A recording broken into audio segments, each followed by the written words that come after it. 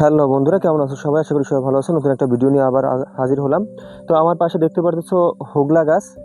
এই হোগলা গাছের ইংরেজি নামটা হচ্ছে টাইবা এনগোস্টিফোলিয়া। তো হোগলা গাছ নিয়ে আজকে আলোচনা করব।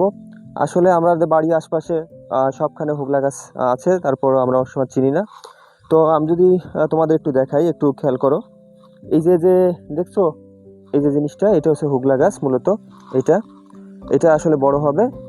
হ্যাঁ বন্ধুরা, আমার আশপাশে যে হোগলা গাছটা দেখছো, এই হোগলা গাছ এটা দিয়ে চাটাই বস্তা মাদুর তৈরি করা হয়, এবং গ্রামীণ শিল্পের জন্য এটা কিন্তু অপরিহার্য বিষয়।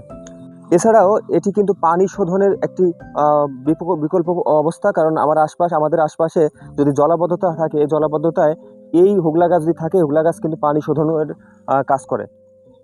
এছাড়াও এই হোগলার যে কচি পাতাটা আছে, কচি পাতা কিন্তু পশু খাদ্য হিসেবে ব্যবহার করা হয়। এবং এই হোগলা গাছের যে ফুল হয়, এই ফুল কিন্তু প্রাচীন যে আয়ুর্বেদে বিভিন্ন রোগ নিরাময়ের কাজ করে থাকে।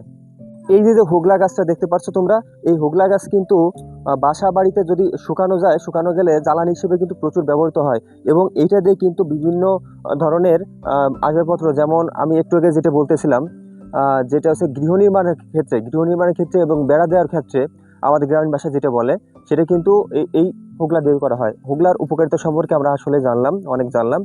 তো এই ছিল ভিডিও। যদি তোমাদের ভিডিও ভালো লেগে থাকে, অবশ্যই চ্যানেলটি সাবস্ক্রাইব করে পাশে থাকা বেল আইকনটি প্রেস করে দিবে, যাতে পরবর্তী ভিডিও নোটিফিকেশন সর্বপ্রথম তোমার মোবাইলে চলে আসে। সবাইকে অসংখ্য ধন্যবাদ সম্পূর্ণ ভিডিও দেখার জন্য।